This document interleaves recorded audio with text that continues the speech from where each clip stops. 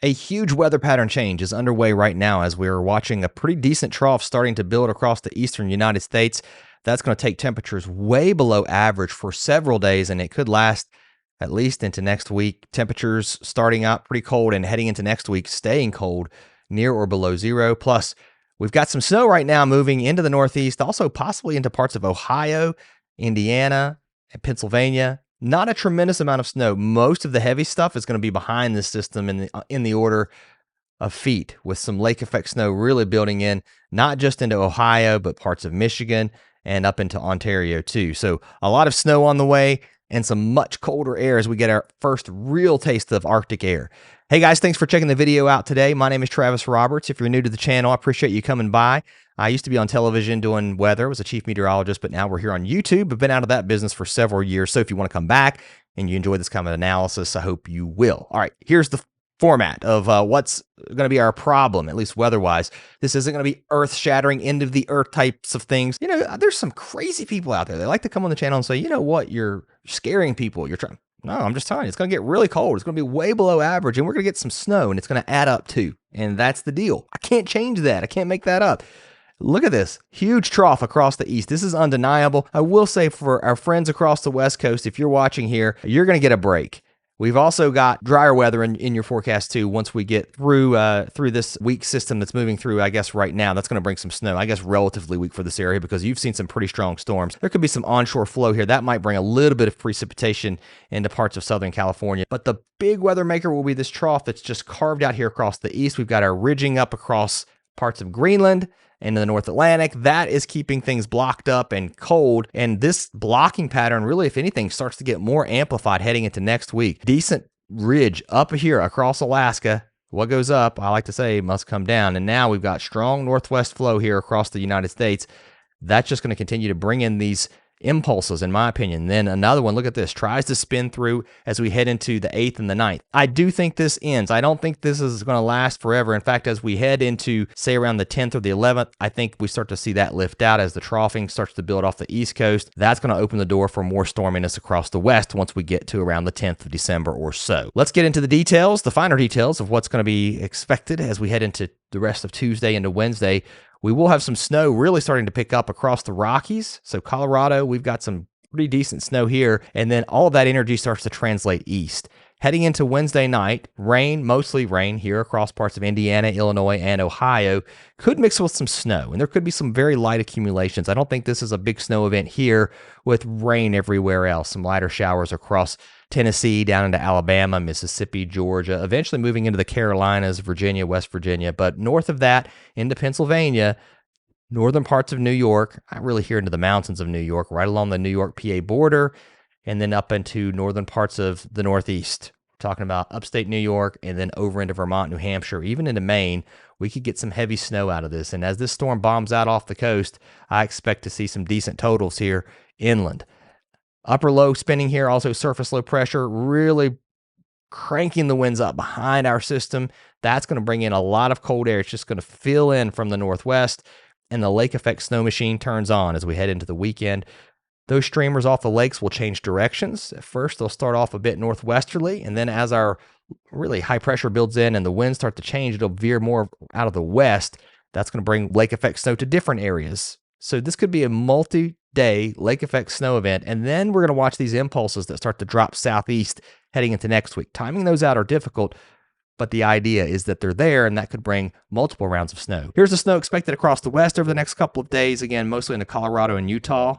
What are we talking about? A couple of feet here, maybe.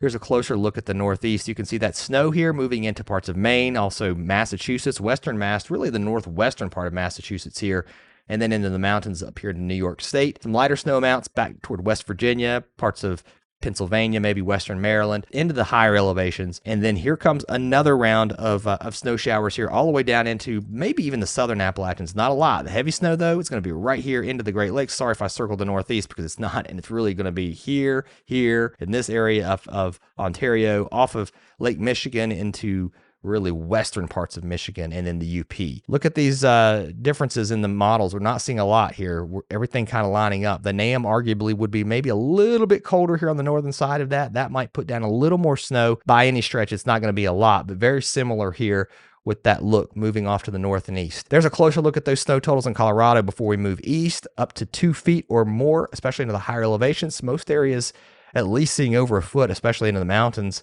with a little more here east of the mountains. Here's a closer look at the east. Again, that snow here from Illinois into Indiana and Ohio, a little bit of question, I think, in this region here.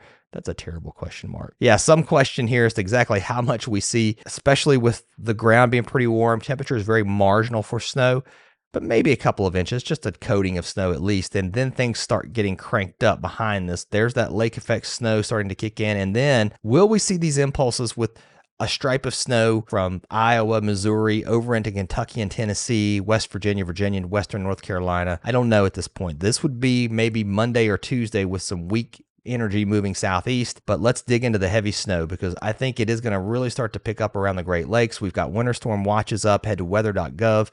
But these areas, I think, are going to see some pretty decent snow. We're talking about Oswego, Jefferson, Lewis counties. That's east here of Lake Ontario with that fetch off the lake. We're also going to get some heavier snow here into the mountains as not just with our first system, but some of that snow gets pushed further east. So I anticipate some of this lingering for a while, but the heaviest will be here. Also east and southeast of Lake Erie. Some decent snow expected for Erie.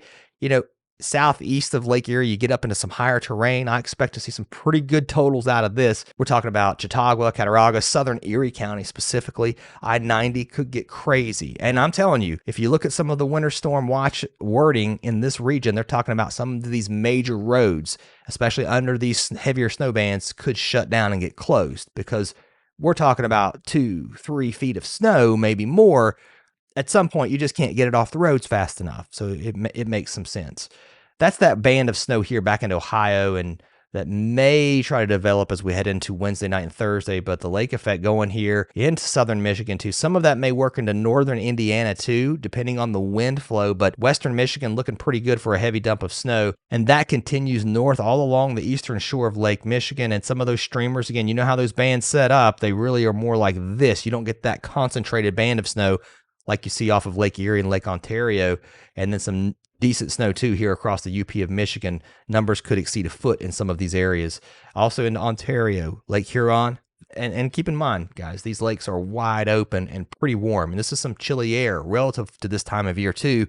That's going to create a tremendous amount of instability. That air is going to want to rise. So we're going to see some heavy dumps of snow here onto really this western area of Ontario, southern Ontario, I should say. Some places could see up to 2 feet of snow, I think. And some of that will likely spill east. You know, you always get these snow bands that do spill east. So maybe a couple of inches here into Toronto and Hamilton, over towards the very southern part of Ontario. But again, the big numbers here, northern parts of, northwest parts of New York State, down into northwest PA, and also northeast Ohio. So watch out from Cleveland too. We didn't talk a lot about that, but I mean, some of these numbers here are getting close to 2 feet of snow. You go south just a little bit, and you can see how things drop off dramatically. So a very localized heavy snow event for the Great Lakes into the next couple of days. Here's one of the driving factors. Again, it's all the cold air that's moving in plus the wind. So you combine those off the lakes. Your temperatures are on the way down heading into Thursday. High temperatures not getting very warm. First, we're cold here across the northern plains into the upper Midwest, teens and 20s and 30s. The cold air continues to push into the south. So we're going to see numbers drop all the way down into parts of Florida below average at least. And the real cold starts to build in as we head into Friday, also into Saturday. So Saturday morning, single digits to below zero temperatures across parts of Minnesota. That starts to move east toward the Great Lakes. You can see the influence of the Great Lakes here. Temperatures west of the lake in the teens. Once the air moves across Lake Michigan, it gets modified into the mid-20s. That's happening. There's something going on that's causing that. You're condensing the air. The water's condensing out of the atmosphere, so it's warming things up. You're also picking up some of that heat too off of the lake. Either way, a decent lake effect snow event just because of all of this Arctic air, with that air being modified somewhat by the unfrozen lakes, which is again giving us that heavy dump of snow. Heading into Monday, pretty cold across the southeast, North Carolina. I'm concerned here. A lot of folks still without power in this region. I hope things have been prepared for, because it's going to get really cold heading into next week, and it's going to stay cold for an extended period of time in this region with high temperatures heading into Monday afternoon. Probably not getting above freezing here into really the central Appalachians, and some would argue maybe even here like this. So pretty cold here across a good chunk of the Midwest. Your heat bills are going to go up as we head into December. Again, I know folks come on a lot of times and want to give me grief and say it's not that bad. It's early December. It's good 10 to 15, maybe even arguably 20 degrees below average, and it looks like an extended period of cold. So just get ready.